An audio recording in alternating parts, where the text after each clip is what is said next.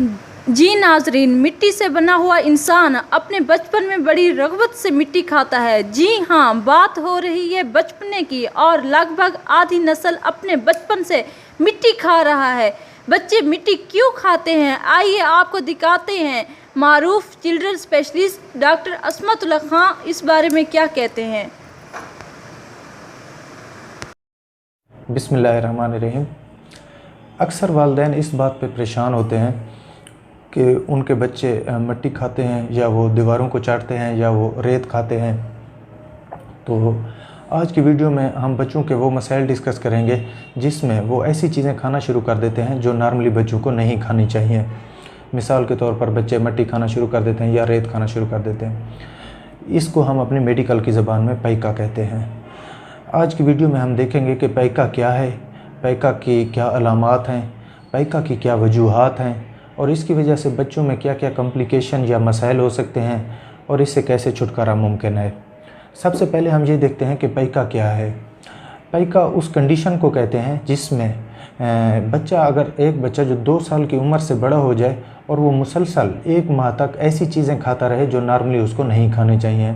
मिसाल के तौर पर अगर बच्चा मिट्टी खाता रहे, रेत खाता रहे या वो दीवारें चाटता रहे, पेंट खाता रहे, रबड़ खाता रहे या वो प्लास्टिक खाता रहे, इस तरह से अगर वो बच्चा पेंसिल खाता रहे, कागज़ खाता रहे या इवन वो बच्चा अगर नाखून खा ले या वो बाल खाता रहे तो इसको हम पैका कहते हैं।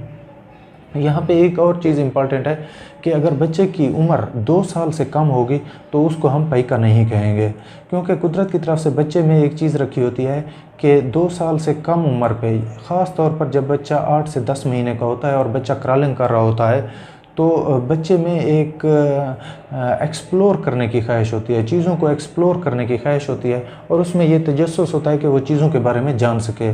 तो इसलिए जो चीज़ भी बच्चे के सामने मौजूद होती है तो वो उसको उठाकर अपने मुंह में डाल लेता है ताकि वो उस चीज़ के बारे में जान सके। इसको हम माउथिंग कहते हैं, लेकिन इसको पैका की डेफिनेशन में नहीं लाया जा सकता। लेकिन अगर बच्चा 2 साल की उम्र से बड़ा हो जाए और ये बिहेवियर उसका परसिस्ट कर जाए और वो मुसलसल 1 महीने तक ऐसी चीज़ें खाता रहे जो नॉर्मली उसको नहीं खानी चाहिए, फिर उसको हम पैका की डेफिनेशन में लाते हैं। अब हम देखते हैं कि पैका की क्या वजूहात हैं। पैका की एग्जैक्ट काज तो अभी तक मालूम नहीं हो सकी, लेकिन कुछ फैक्टर आइडेंटिफाई ज़रूर हुए हैं जिनकी मौजूदगी में पैका के चांसेस बढ़ जाते हैं। उनमें एक तो ये है कि जब कुछ बिहेवियर प्रॉब्लम्स हैं, मिसाल के तौर पर अगर तो बच्चा किसी वजह से ज़हनी तनाव का शिकार रहता है, स्ट्रेस का शिकार रहता है या डिप्रेशन का शिकार रहता है, तो ऐसी सूरत में बच्चा वो चीज़ें खाना शुरू कर देता है जो नॉर्मली उसको नहीं खानी चाहिए। या बच्चे में अगर तो वालिदैन की तरफ से बच्चे को नेगलेक्ट किया जा रहा हो, बच्चे की मुनासिब देखभाल ना की जा रही हो या बच्चे की प्रॉपर परवरिश ना की जा रही हो, तो ऐसी सूरत में भी बच्चा ऐसी चीज़ें खाना शुरू कर देता है जो नॉर्मली उसको नहीं खानी चाहिए। या अगर बच्चे में कोई साइकेट्रिक प्रॉब्लम है, नफ्सियाती मसाइल हैं, तो उसमें भी पैका के चांसेस बढ़ जाते हैं। या अगर बच्चे में कोई मेंटल प्रॉब्लम है, यानी मेंटल हेल्थ के कोई इश्यूज़ हैं, दिमागी सेहत के हवाले से कोई अगर प्रॉब्लम बच्चे में आ रहे हैं, तो ऐसी सूरत में भी बच्चे में पैका के चांसेस बढ़ जाते हैं। इसके अलावा जो एक और अहम फैक्टर है वो है न्यूट्रिशनल प्रॉब्लम, यानी अगर बच्चे को मुनासिब ग़िज़ा नहीं मिल रही और बच्चे को ख़ास तौर पर विटामिन्स, आयरन्स और जिंक इस तरह के चीज़ें नहीं मिल रही, अपनी ग़िज़ा में नहीं मिल रही, तो ऐसी सूरत में भी बच्चे में पैका के चांसेस बढ़ जाते हैं और बच्चा ऐसी चीज़ें खाना शुरू कर देता है जो नॉर्मली उसको नहीं खानी चाहिए। अब हम ये देखते हैं कि पैका की वजह से बच्चों में क्या क्या कॉम्प्लिकेशंस या मसाइल पैदा हो सकते हैं। चूँकि जब बच्चा मुख्तलिफ़ चीज़ें अपने मुंह में डाल रहा होता है तो उसमें काफ़ी सारी चीज़ें इन्फेक्टेड होती हैं और जब बच्चा इन्फेक्टेड चीज़ें अपने मुंह में डालता है तो उसमें पेट के इन्फेक्शन के चांसेस बढ़ जाते हैं और बच्चे में डायरिया, लूज़ मोशन, दस्त के लगना, इस तरह की बीमारी हो सकती हैं।